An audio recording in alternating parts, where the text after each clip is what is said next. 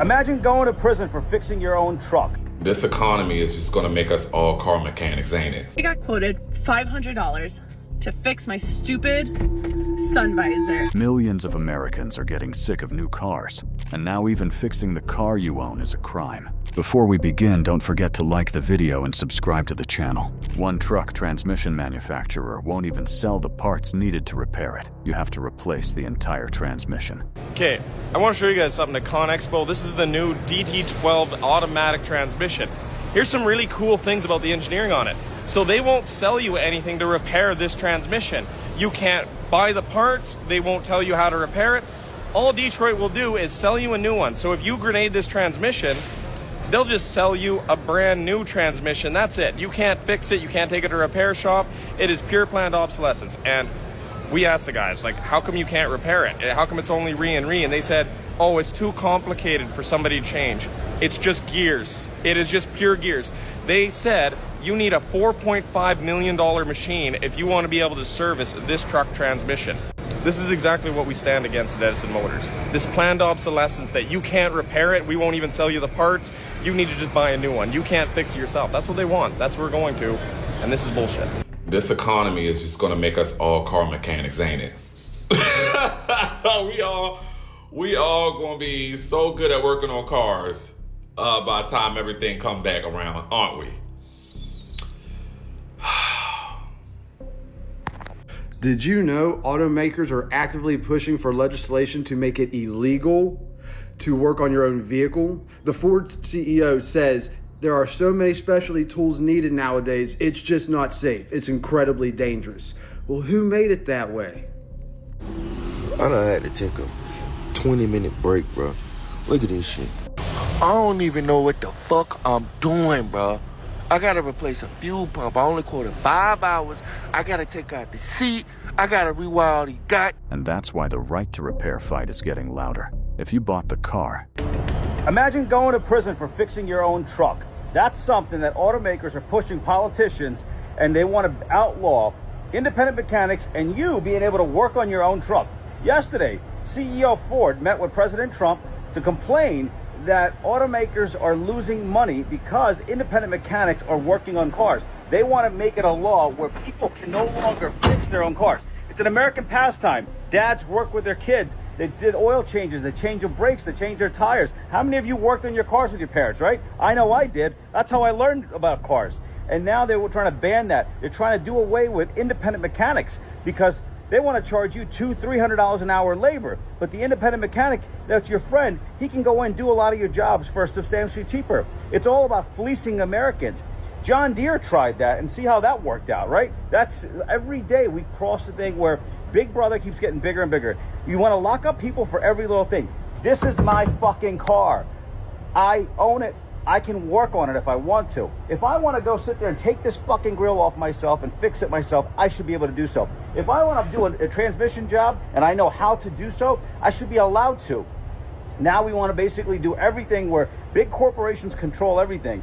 If Congress passes this, this is one of the worst things ever. Do you know how many mechanics were going to go out of business? Do you know how many parts stores are going to go out of business? And their argument is this, because hackers will hack into these computers. Well, let me tell you something. Get rid of all this electronics, because ever since you guys put electronics in all these cars, they're acting up.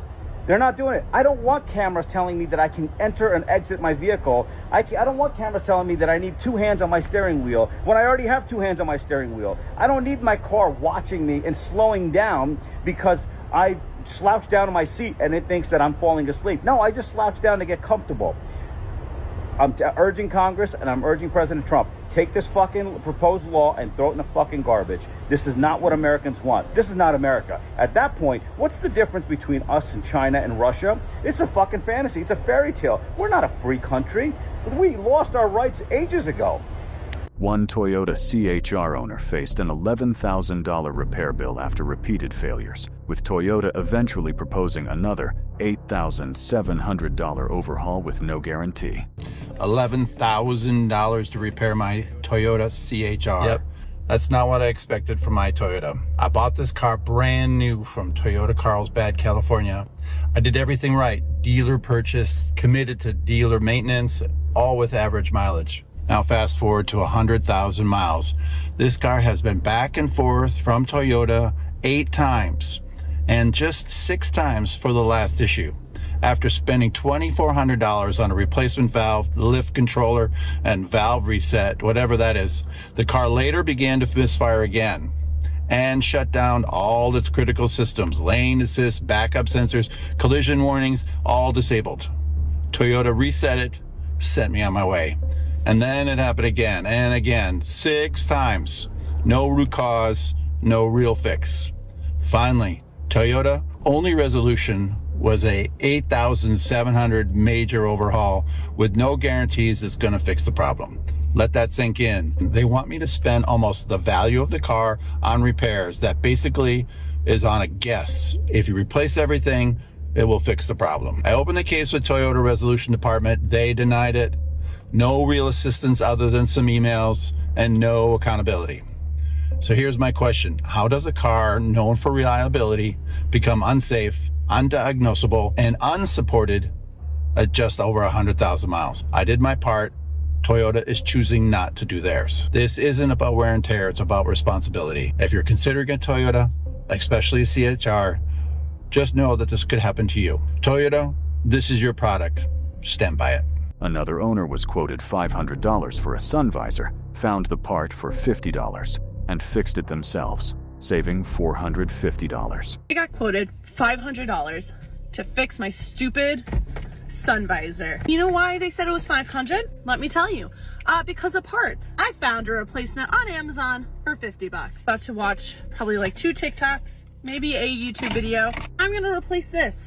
The only thing I'm a little nervous is that my visor currently doesn't have like lights, so I don't know if this is going to be compatible or not. I'm just going to give my car an upgrade, which I'm super pumped about. Screw them and the other $3,000 repairs that they say I need, and I'm going to try to do as much of it myself as possible. Honestly, if this doesn't even work out, I would rather this be gone than have it at all, because this is getting so annoying.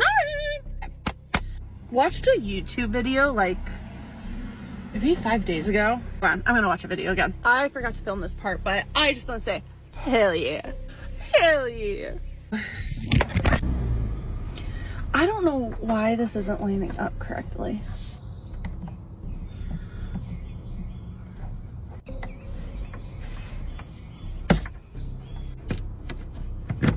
Oh my god.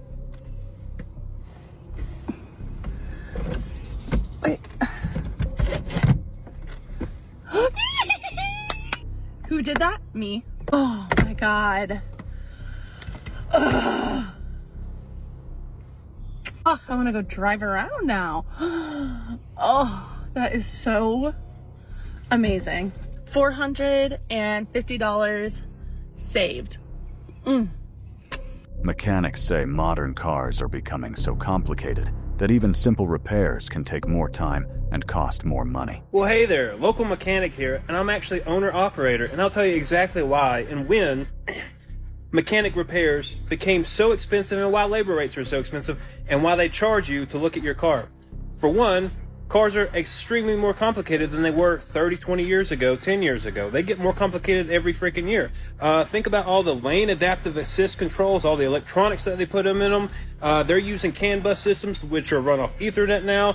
You got to stay educated, more than a doctor almost, to fix these cars. Not only that, let me show you why the labor costs are so expensive on a particular Jeep I'm working on. Let me show you. So this one had a radiator bad. However, the book gives 3 hours for it. I'm like 2 hours into it, and the way that the manufacturer designed the AC line, if you can see here, they put a groove this way and this way. So the only way that radiator's coming out is if I have to pull the refrigerant. Now the refrigerant on this vehicle is the new 1234YF, which means it's buku expensive. So add a service to it, add this to it, add that to it. Not only, it's what's called planned obsolescence. When you have plastic parts you put on your vehicle, it's going to fail. Your newer vehicles are going to fail. It's cheaper to labor-wise fix older vehicles which are much better designed, because these newer vehicles are designed in a manner to where they want you to spend as much money as possible regardless of the situation. So this it's not going to, get any better unless we do something about it. Independent mechanics are fighting for business as dealerships charge higher rates and manufacturers control more repair information. In my opinion, what this is a scam tactic from the big three, from corporations, to try and make it where you have to bring your vehicle to the dealership to have it serviced at astronomical amounts of money. And that's how they get away with it. And then that kills the independent shops. What is the biggest fear factor right now for dealerships? Independent service centers. Your local mechanics. The rates are much lower. We've done articles and articles over this. I don't know if I know I at least made a video on it, but I mean, I read article after article about how dealership service centers are losing tremendous amounts of money to mobile services. Okay, so your local mechanic shop, your mom and pop mechanic shop, not only do they have their brick and mortar store where they're doing things, they put guys in trucks and they're going out there and they're doing oil changes and tire rotations, even brake jobs and belt changes and fluid fills, and they're literally coming right to your work and in the parking lot doing the work on there, okay, and doing the stuff on your vehicles. It is taking massive amounts of money from the dealership service departments, because they're doing these services. You even have not even people that have brick and mortar stuff now. You have independent people, like somebody like me that just wants to be an entrepreneur, and I throw a toolbox in the back of my truck and I start offering oil changes and things like that. I can come out with a jack and do that stuff, and I can make a killing at it.